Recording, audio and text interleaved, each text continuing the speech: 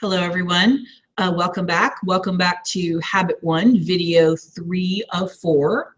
And when I left you, we were talking about proactive versus reactive language. So I'm going to show you my slides.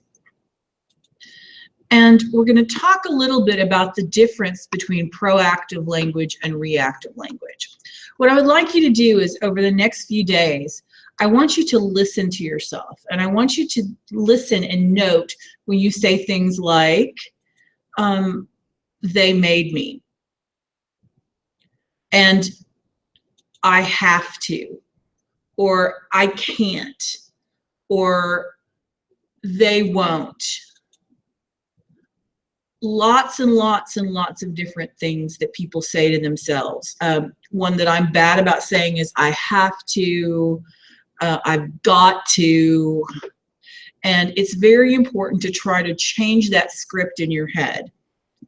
So instead of saying, they made me, say something like, I decided to. Instead of saying, I have to, say something like, I'm going to, or I choose to. Instead of I've got to, how about I get to, or I have the opportunity to. That may sound silly, but there is an entire field of psychology based on this idea. If you've ever heard of cognitive behavioral therapy is actually a method or a way of therapy that they use for a number of mental illnesses and disorders, things like anorexia, things like depression, where you replace a negative script in your head with a more positive script. And there's a lot of evidence out there that this really does make a huge difference. So consider that. Now, before we go any further, what I want you to do is think for a moment about being out at sea in a small rowboat.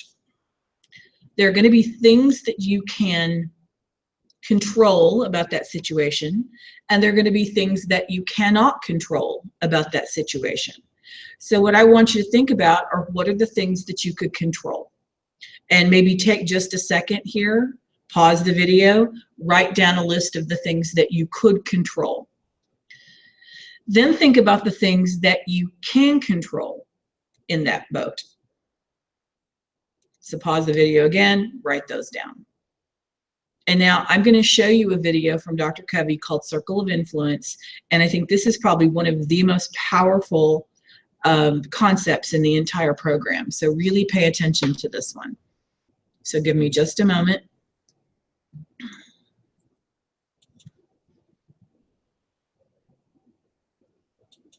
Here's Circle of Influence.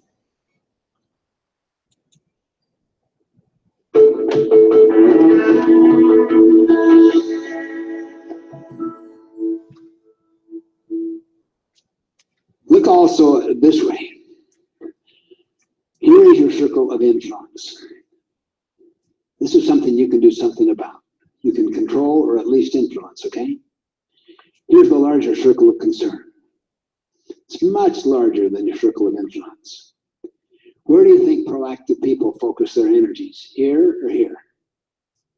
In the inner circle. Where do reactive people focus their energies? In the outer circle. What happens to the inner circle? It gets smaller. Why? Because your energy is negative and you're neglecting that over which you have influence. Because you're giving time and attention and resource to that over which you don't have influence. So it gets smaller, it shrinks. But by focusing on the inner circle of influence, and even though your job is just a piece of it, you focus there. You figure out ways to help other people on their jobs.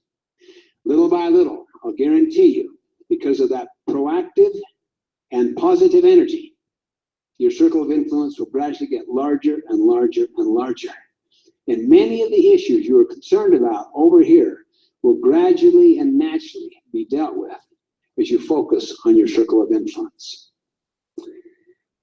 I worked one time as the assistant to the president of a university.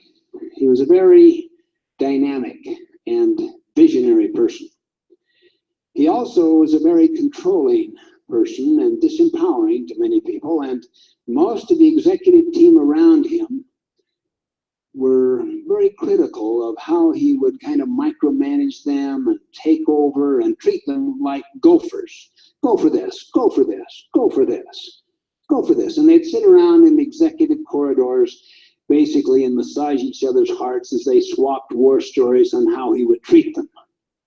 You know what he did to me? I've run an organization, and this is the way he treated us. You think that's bad? He came right into my department the other day and completely reversed my decision, right in front of all my. I don't know. How long can you live with this kind of thing? Totally justified both victims. One man, whose name was Ben, was proactive. He was also treated as a gopher. He had a very small circle of influence, but he focused only there. I remember one day sitting with the president when the president gave Ben an assignment to make an analysis of a particular problem. Ben took that assignment and then he said to himself, "Why do you think the president wants me to do this? I'll bet he's preparing a presentation for the board meeting and he's going to present these facts and then his recommendation. I think what I'll do is try to help him by presenting not only the facts, but my analysis of the facts and my recommendations based on the analysis." I sat there and watched the president. He could not believe what had happened. Ben presented exactly what he was a gopher for, his analysis and the recommendations. And the president said to him, "It's amazing, Ben. It's exactly why I wanted it. I'm making this presentation to the board meeting. Could you come and make it for me?"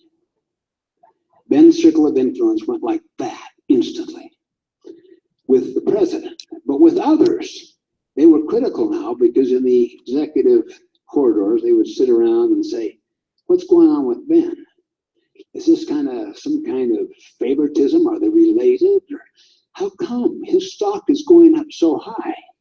He wasn't even on the academic side."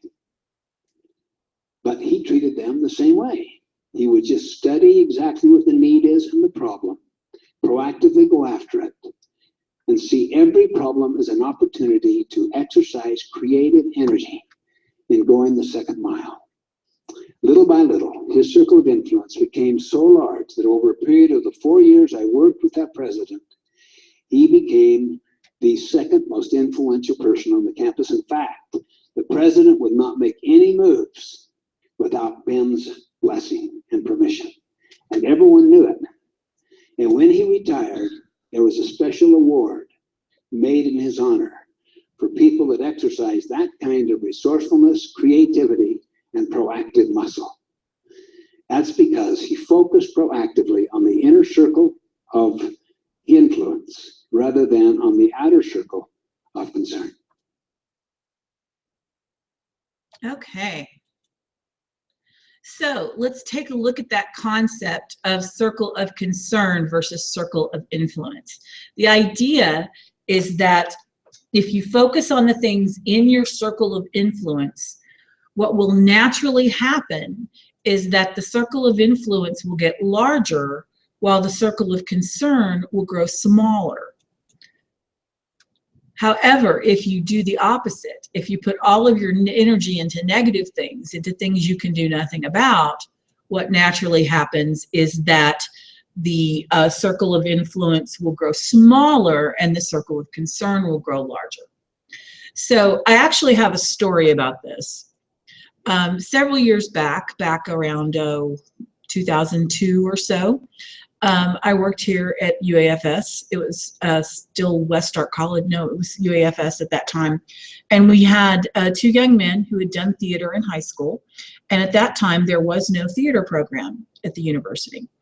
And they really wanted to start a drama club. So instead of writing letters to the chancellor and being indignant, what they did is they got hold of a college catalog. And in the back of the college catalog was a listing of all the faculty members and what their degree was in. So they found 3 of us on campus who had theater degrees as an undergraduate. One of the persons did not stay with it long, but Bob Stevenson, who is the current theater director, and I actually said we would help them, and we started a drama club. By the end of that year, they had done several performances. By the beginning of the second year, they had done a full-length Shakespeare production. And at the end of the second year, they had actually gotten permission to start a number of theater courses. That went on to become a minor in theater and then eventually a major in theater. And now that theater program is going full scale. Now, I have nothing to do with it right now because I don't have the time to work with them because it's outside of my academic area. However, hang on just a second. I wonder what's happened here. Here we are. So the wonderful thing about that is that those two boys started something within their circle of influence that was way beyond their power. But because they focused on their circle of influence, they caused something huge to happen. So I think that's a great example. So I'm going to let you go now. There will be one more video, and I will see you then.